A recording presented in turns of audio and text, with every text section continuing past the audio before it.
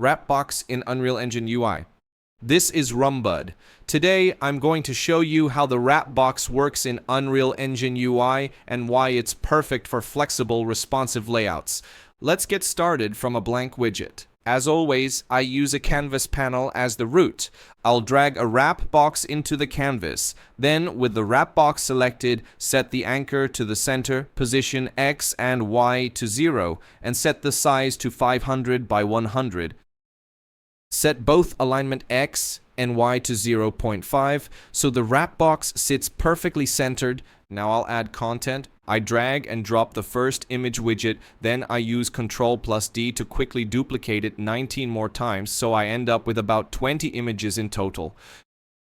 To make it clear for the tutorial, I'll quickly set different colors for these images so you can see how each one sits in the box. You can use any colors you like. This is just to help visualize how the wrapping works. Found this useful? Like, leave a comment, and subscribe for more hands-on Unreal tutorials. Watch what happens as the images fill the wrap box. When there's not enough space in the row, the wrap box automatically wraps the next image down to a new line. This is what makes it great for things like dynamic inventories, icon rows, or any layout where the number of items might change. Now, let's show how you can customize each image's slot.